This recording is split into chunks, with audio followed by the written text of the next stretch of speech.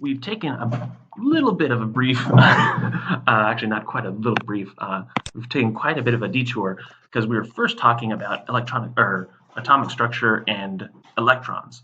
But then we went into quantum mechanics and then diffraction and Bragg and constructive interference. So let's get back into non-quantum mechanics and just get back to kind of the structure of electrons. Although electrons are quantum mechanical in nature, so is magnetism, but I digress. So when you describe electrons, we're typically we are looking at different kind of shells of electrons. So you'll look at 4 quantum numbers. So you'll see quantum number n for electron shells. So again, hopefully you've seen this before in kind of this Bohr models. You'll kind of see them take on integer values or designated as such. But typically it'll be integer values, n equals 1, 2, 3, 4, 5. Again, corresponding to hopefully you've seen that Bohr atomic model previously. There's a second quantum number. So n is one quantum number. L is another quantum number, so your subshell, integer value as well, can vary from 0 to n minus 1. And then you have letter designations. You've probably seen s orbitals, p orbitals, f orbitals, et cetera, et cetera, et cetera. And here you can kind of see some shapes of electron orbitals that I've kind of denoted on here. And the number of the electrons for each subshell is determined by this kind of third quantum number, the magnetic quantum number, ml, and You've probably seen these, again, integer values as well. You've seen these before and Pauli exclusion principle, so you can't put one electron here without having the opposite spin.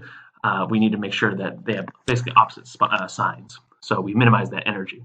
So you can we're going to talk a lot more about this in the electrical, optical, and magnetic properties section in these notes, and you could kind of figure out, and based on these quantum number rules, you could fill out based on the number of electrons the kind of electronic structure that will occur.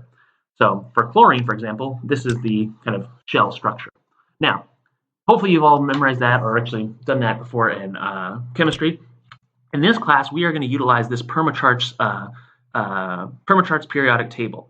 So you can see here, actually I'll kind of try to draw on this right now. We can see the electronic structure right here.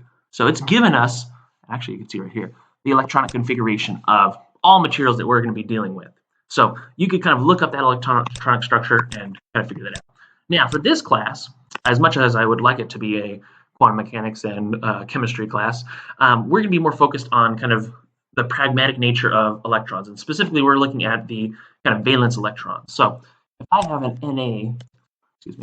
NaCl ionic material, we're going to get into bonding in just a second, but I know that this material is made of sodium here, which has 1 electron in the shell. So this will be basically this ionic bond will be my cation, and it will donate this electron. So it'll be Na plus, and it's going to donate that electron in order to kind of, again, we don't want that 1 electron in our shell. We want to have a kind of a completely filled shell. So chlorine, for example, you can see it's basically one electron short of being full and becoming essentially very similar to argon, the electronic structure. So if we donate that donated electron from sodium, will go to chlorine and we'll fill our shells. So we'll have 2 atoms that are, again, electroneutral but have fully satisfied shells. So that's kind of the practical nature of what we're going to be using with, or dealing with. So I'm not going to typically be asking you to fill out the electronic structure, electronic configuration, but that's what we're going to be kind of, you'll see more in our programming section and actually bonding in just a minute. So speaking of which, let's get into, in the next video, types of bonding: covalent, ionic, metallic, and van der Waals. Or specifically, we're going to get into intermolecular bonding, and intramolecular.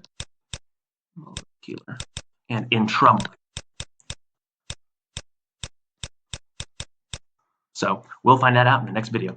Thanks. See you.